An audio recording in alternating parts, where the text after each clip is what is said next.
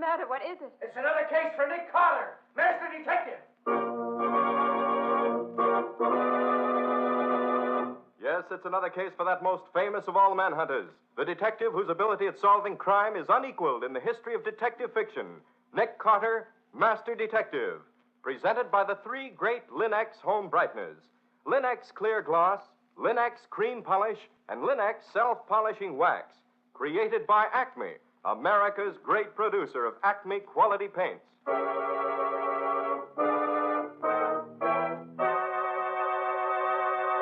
Today's curious adventure, Monkey Sees Murder, or Nick Carter and the mystery of the Peruvian red mark. In just a moment, we'll hear how Nick Carter solved the mystery of the Peruvian red mark with the aid of Professor Ben Toole's stuffed monkey. But first, a word about good housekeeping. Millions of women have wisely come to depend upon Chemtone, the miracle wall finish. And other millions are now coming to depend upon the three great Linex home brighteners to give their floors, their woodwork, and their furniture the same radiant beauty that Chemtone gives to walls. Linex Clear Gloss Varnish, the durable super varnish that dries to an elastic, transparent surface which protects all wood and linoleum in your home. Linex Cream Polish, which cleans as it polishes, leaving no oily film on your furniture. And Linex Self-Polishing Wax, which beautifies your floors with a satiny yet tough non-skid finish that resists wear, water, and dirt. You'll find the three great Linex home brighteners at your hardware, paint, or department store. Your headquarters also for Chemtone, the miracle wall finish. And now for today's mysterious adventure with Nick Carter. As we pick up our story for today, we find Nick packing his bag in preparation for a trip to Boston. Patsy is supervising the job. But do you think you ought to go to Boston with that cold, Nick? Well, I'd much rather stay home, Patsy, but I feel that Professor Coleman really needs my help. How do you happen to know this Professor Coleman? Well, some years ago, before you came to work with me, a friend of my father's took me on an expedition into the wilds of Peru. Professor Coleman was one of the men in charge. We've been close friends ever since. Where's that letter you got from him? Right here. Thanks. Dear Carter, is there a chance of your getting up this way? I should like to discuss with you a most delicate problem which has suddenly come up, one which is driving me out of my mind. I've tried to write it, but without success. With exams coming up, I can't get away. Please come. I need you desperately. Charlie Coleman. Well, it certainly sounds pretty serious. Yes. Can't imagine what he's talking about, but I think enough of him to want to help him if I possibly can. So I'm going to Boston, cold or no cold. Wonder if old John is still with the professor. Who's old John? Oh, he was sort of a handyman around the university for a long time. Then his memory began to fail him, and after a rather serious accident that cost the chemical lab quite a bit of money, they had let him go.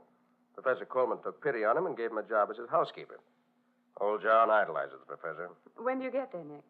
So I should be there about dinner time this afternoon, I expect. Certainly be glad to see the old boy again.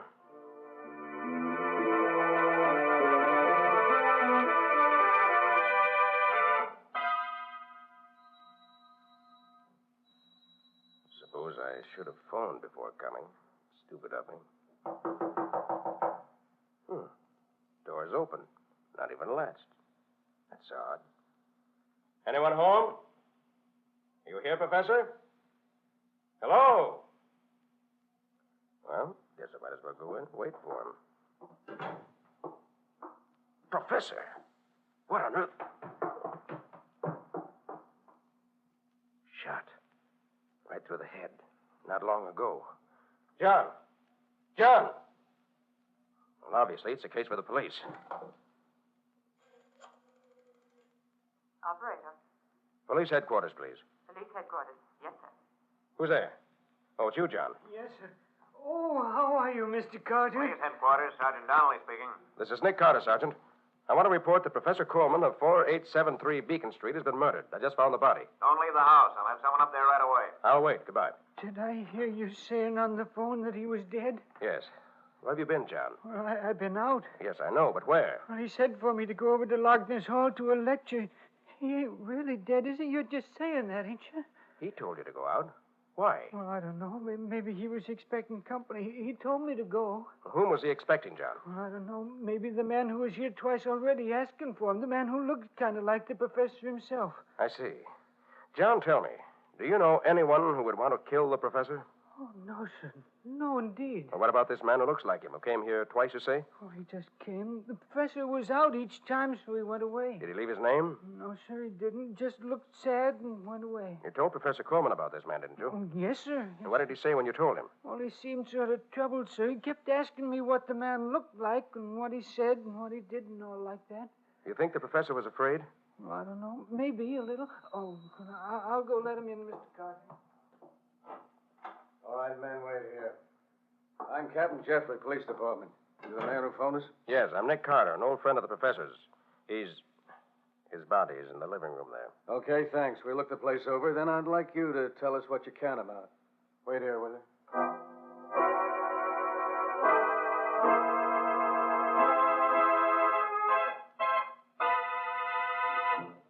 And you say you've known Coleman for years? Yes, ever since we went on that Peruvian expedition together. I only stayed there a few months, but Benjamin Toole, the head of the expedition, and most of the others stayed on until their work was finished. Well, Mr. Carter, if there's nothing else you can tell us, we'll be getting back to headquarters. You're going to be in the city for a while? Yes, at least until this is cleared up. Where'll you be?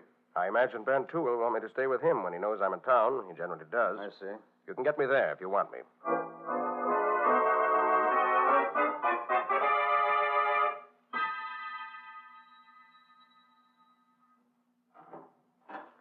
Hello, Ben.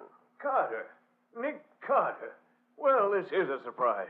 When did you get into town? This afternoon. Well. I'll call Peterson and Charlie Coleman right away. We must have a real old-time reunion. I've just come from Professor Coleman's, Ben. He's dead. Huh? Dead? Charlie dead? Oh, surely you're not serious. I'm afraid I am, Ben. He was murdered late this afternoon. Murdered? It doesn't seem possible. Didn't to me either. You see, here, we better call Peterson and tell him. He should know at once. Suppose I ask him to come over right away. But you don't realize, Nick, how he and Coleman have drifted apart in the last couple of years. He's still hot-headed as ever, I'm afraid. Oh? Why, what was the trouble between him and Coleman? Coleman thought Peterson drank too much. Peterson was in his department, you know.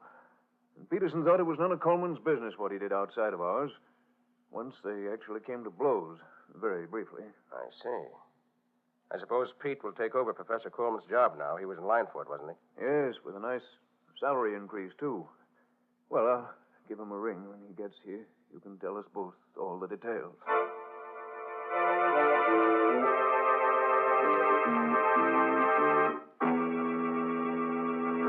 And that's all I can tell you.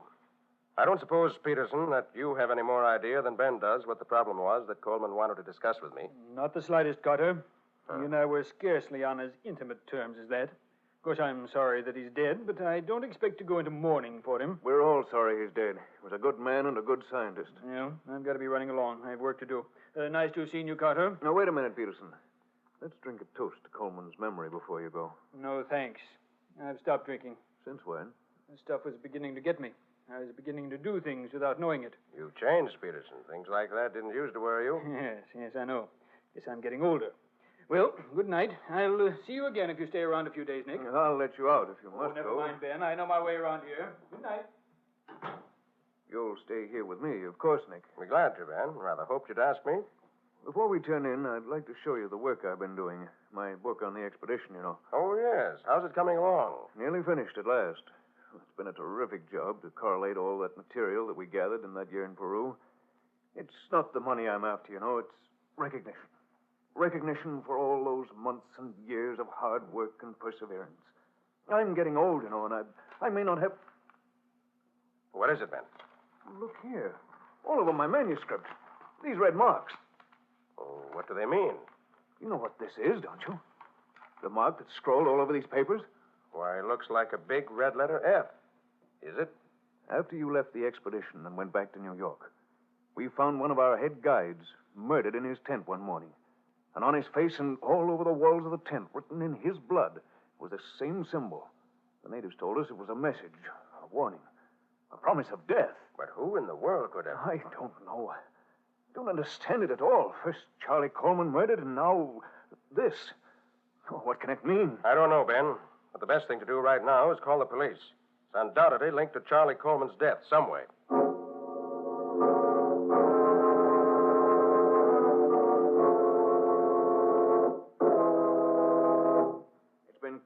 now, Nick, since Charlie was killed and my manuscript was mutilated. Have the police gone to sleep entirely? I talked to Captain Jeffrey yesterday, Ben, but he hadn't learned much that was of any help. Pardon me, Nick. I'll see who's there. Good afternoon, Professor Toole. Hello, Captain Jeffrey. Have you got some news? Well, yes and no. Oh, hello, Mr. Carter. Captain? Glad you're here. See what you two can make out of this. What is it, Captain? This letter, we found it among Professor Coleman's things yesterday. As you see, it's dated about a week ago and comes from a firm of lawyers in Chicago. You care to read it, Mr. Carter? Yes, of course. Well, that's odd. What is it, Nick? Briefly, it says that Professor Coleman's father died a few weeks ago, and the lawyers just found out. His will left his entire estate to his two sons, Charles and Bennett. Well, that fits in with what old John was telling me the other day about the stranger who resembled Coleman. I hadn't heard that. When Professor Coleman's servant told us about him, we checked up on him. It's pretty certain that a man who looks a lot like the professor has been seen around quite a bit recently. Several persons have seen him. Was he alone always? Yeah. No one has ever seen him with a professor. Did you read the rest of the letter? Yes. Goes on to say, Ben, that if one brother only survives, he shall have all the money. But the letter says the lawyers have had no word about Bennett's whereabouts for over 5 years. They want to know if the professor could help them. The surviving brother gets the whole estate? That's it. Then maybe the stranger was Bennett. And maybe he killed Charlie so that he'd be the surviving brother. Or perhaps they had an argument over the money and the professor was killed in a quarrel. Did you know about his brother, Ben? Yes. Charlie told me a long time ago. But he swore me to secrecy. But after what's happened, I think I better tell you. Charlie's brother, Bennett Coleman, has another name. Vern Call. Vern Cole? Why, he's a crook. Is he Charlie's brother? Yes, and he's bad. All bad. He recently escaped from a Carolina prison after serving 3 years of a long sentence for armed robbery. Well, that's the answer to the whole thing right there. As this Bennett was a fugitive from justice, he knew he couldn't collect his share of the money without being caught. So he made tracks here to see his brother. They had an argument. That's impossible. Why? Bennett couldn't have come here for his share of the money. Because he was seen here in town before Charlie got the letter telling of their father's death. Well, maybe I was wrong about the motive, but I'm right about him being the killer. That delicate situation the professor wrote you about could very well have been because Vern Call was hanging around. And that would have been very delicate for a professor in a college like this. You make it sound very simple, Captain. Well, it is simple, so why complicate it? Our job right now is to find Vern Call. I'll get out an alarm for him immediately.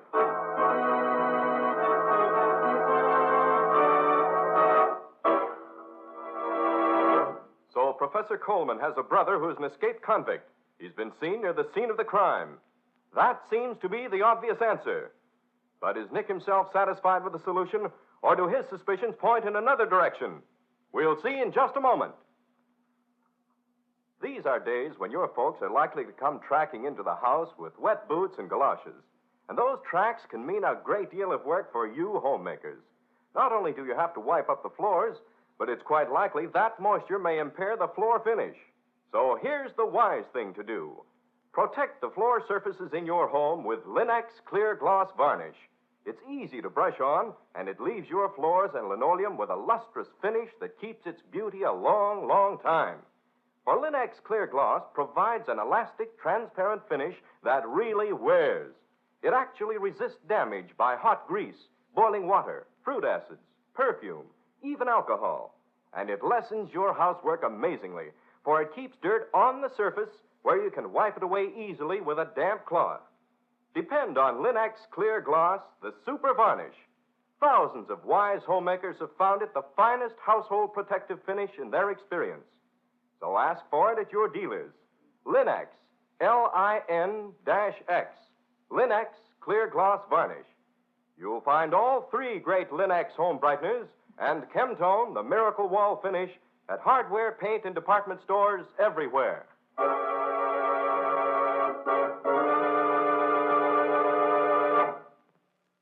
Now, back to our story. As we pick up our story, it's about 10 o'clock in the evening. Nick and Professor Ben Toole are sitting in the professor's study. I think I'll turn in, Ben, if you don't mind. Nick, do you think Captain Jeffrey was right this afternoon? No, I doubt it. Vern Cole doesn't explain the marks on your manuscript. It sounded like the window in your study being. What I thought. The stuffed monkey on my desk. What the deuce?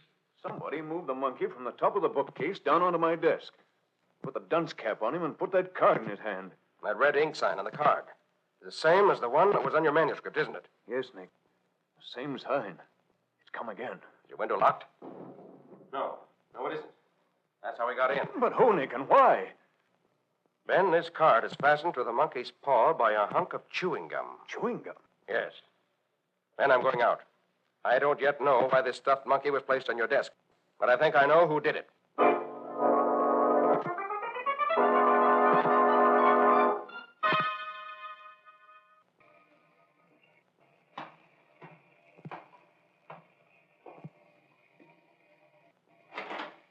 I've been waiting for you, Nick. Come in quick. You're soaking wet. Peterson was here. Just left a few moments ago. I phoned him to come over after you went out. Ben, old John Dyson was murdered tonight. Old John, murdered. Yes, shot. Same as the professor was. I knew it. I could feel it in the air. How did you happen to go there? Chewing gum that fastened that card to the monkey's paw was scented with clove. And old John chews clove-flavored gum all the time. You're soaked through, Nick. You already have a bad cold. Would you like some coffee? Peterson and I had some. There's a little left. It's still quite hot. Yes, I think I would, Ben. I feel pretty down just now. Let me hang my coat up. But, Nick, what's back of all this? Vern Cole surely wouldn't have any reason to kill old John, too. I wish I could answer that, Ben. I have a general idea of what's going on, but I can't make it sound sensible.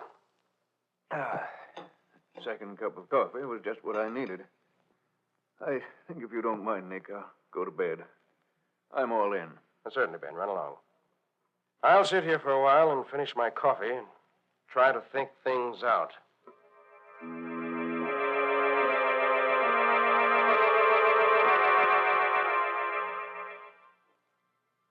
Oh, my stomach. Something I ate.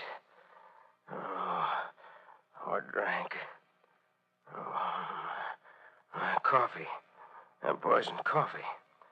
I gotta find something and get rid of it. Get my stomach emptied out. I've got to get rid of it.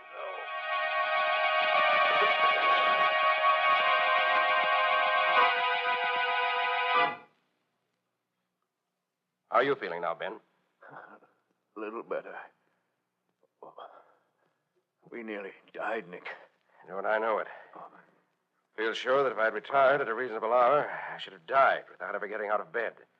But fortunately, when the poison took effect, I was still sitting in the study. I managed to get to the kitchen and find some mustard and eggs and warm water and got cleaned out. Oh, if you hadn't hauled me out of bed and treated me, I don't think I could have made it. I couldn't move when you found me. What caused it, do you suppose? It must have been that coffee you made, Ben. I didn't make it. Peterson did. Peterson made it. Yes. I poured us each a cup from what was left. Ben, I'm going over to the chemistry lab and analyze that coffee we drank. See if there's anything in it except coffee.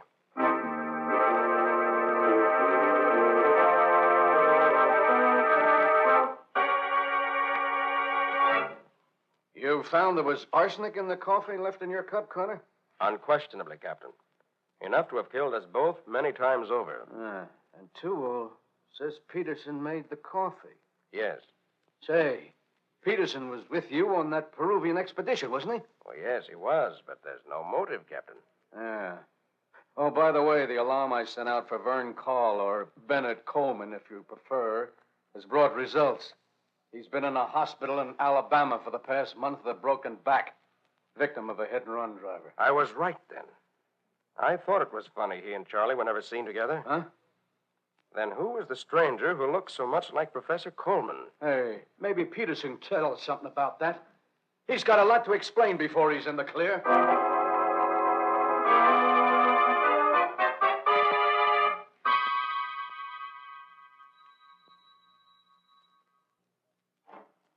Oh, Captain, come in. I just got here myself. What's this all about, Carter? Why did you want me to meet you here at Professor Coleman's residence? A hunch, Captain Jeffrey. Yeah? See, it's like this. After I left you this morning, I got to thinking. And suddenly things began to fall into place. That was when I called you and asked you to meet me here. I need one more piece of evidence, and I hope we'll find it here. What are you going to do, Carter? I want to go through old John Dyson's things. May take time, but I feel sure it'll be worth it.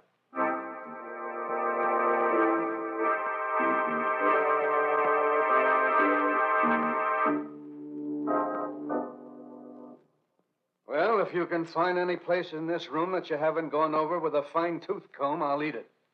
The only place you've missed is that old tobacco jar over there. That's right. And old John didn't smoke. Here, I'll dump it out here on the table. Candy, chewing gum, few buttons, and, a sheet of paper. Well, is that what you want, Connor? I'll say it is. Come on. Let's show this letter to Ben Toole and see what he thinks of it. Then you can make your arrest.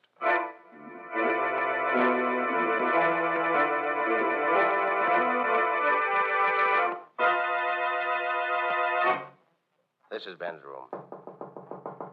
Come in. Oh, hello, Nick.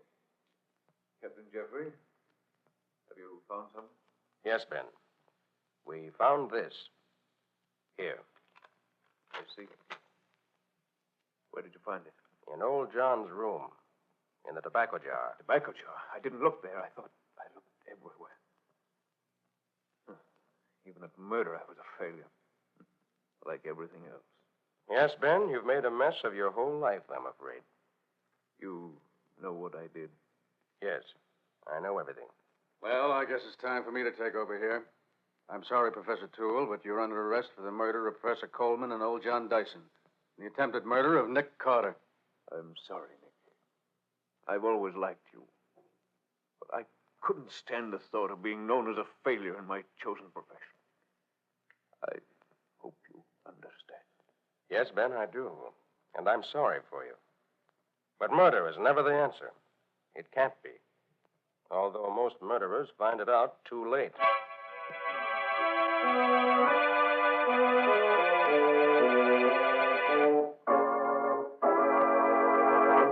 Well, go on, Nick. You gave Professor Toole a letter to read. What did it say? It was a letter from Professor Coleman to me. One he wrote to me, but never sent. But what did it say? It was that he, Professor Coleman, had suddenly learned that the whole affair of the expedition to Peru was a colossal fake. What? Engineered by men who made a small fortune by selling us supplies and renting us the Indians we used as guides and porters. It was a gigantic frame-up, with fossils and other relics planted for us to find. Gee. It was done by men who knew the subject well enough to fool everyone at the time. And Coleman says it was only very recently that he accidentally discovered it. Oh. He investigated further and found that it was true. Ben Toole was writing his life's work on the basis of a fake lot of evidence. Ben must have known it, of course, but must have decided to go through with it rather than admit the truth.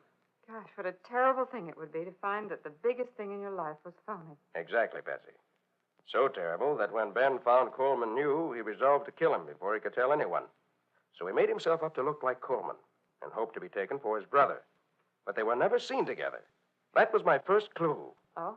Then, having set the stage that way, and knowing that the brother, being an escaped convict, could not appear to defend himself, he killed Coleman. But, Nick, what about that red Indian sign on Professor Toole's manuscript? They weren't Indian marks at all, Patsy. They were plain, everyday F's. F? Ben never flunked a student except for cheating. And then always put a big red F on the paper. Oh. Well, old John found the letter Coleman wrote to me and didn't send, realized what it was, and kept it to torment Ben with. He hated Ben because Ben was one of those who had old John fired from the college after the accident in the chem lab. And he marked the manuscript himself to show he knew Ben was cheating. Oh, he must have hated him to do a thing like that. He did. And putting the dunce cap on the stuffed monkey and putting the card in his paw with the big red F on it was his way of rubbing it in. But he gave himself away with the clove-scented gum he used. And when I left Ben's house to go see old John, Ben knew where I was going and beat me to it. And, of course, poisoning the coffee was the really fatal mistake. You mean because you didn't die? No. Because he put a lot of poison in my cup, and only enough in his own to make him slightly ill. He drank a whole cup and was only barely sick, while I drank only a little of mine and nearly died. Oh, I see. So the poison couldn't have been in the coffee. It was put in the cups themselves while I went to put my coat away. And what was that delicate problem that Professor Coleman wanted to put up to you? Oh, Patsy, don't you see that yet? Well, I'm afraid not. Should I know? Well, I think so. Coleman simply wanted to consult with me as to whether he should tell the truth about Ben and his expedition, or let Ben get away with it. If he hadn't learned the truth about the expedition, he'd still be alive, and so would old John. And Professor Toole wouldn't be waiting for his execution. Very true, Patsy. Sometimes the things we learn by accident are the most important things in our lives.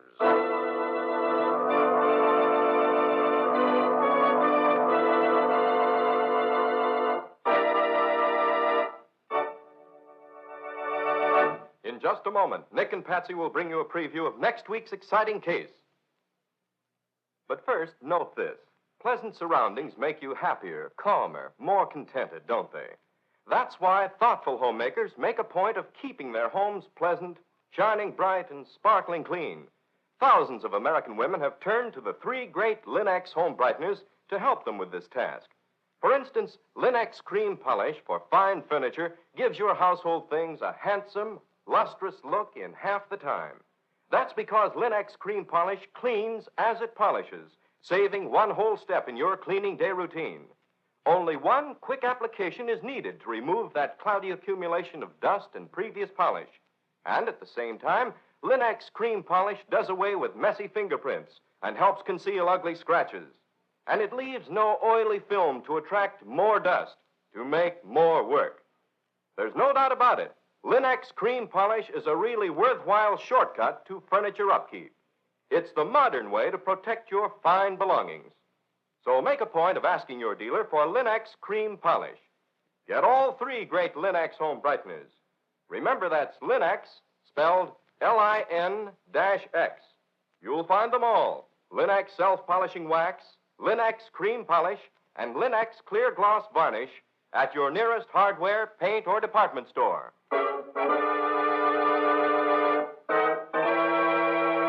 And now let's hear from Nick Carter himself. What's the subject of your story for next week, Nick? It's about a fire, Ken. A fire that started mysteriously in a button factory in the dead of night. But what interested Nick was that a girl was found, bound and gagged and burned to death on the top floor of the factory. Yes, Ken, it was not only first-degree arson. It was first-degree murder. Sounds good. What's the title of the story? I call it Murder by Fire. Or the mystery of the midnight alarm. No more for now. Join us again next week for one of the most exciting stories in a long time. So long. So long, everybody. And so long to you both. We'll be looking forward to seeing you again next week.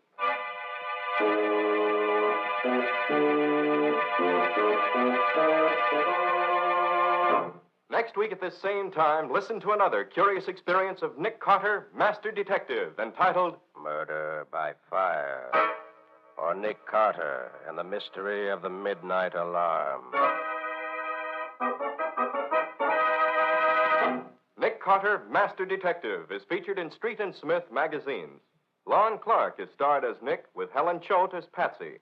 Original music is played by Lou White, and the programs are written and directed by Jock McGregor.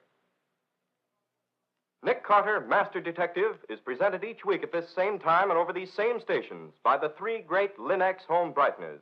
Linex clear gloss varnish, Linex cream polish, and Linex self-polishing wax. Created by Acme, America's great producer of Acme fine quality paints. This is Ken Powell speaking for the thousands of Linex dealers all over America and saying so long until next week. This is Mutual.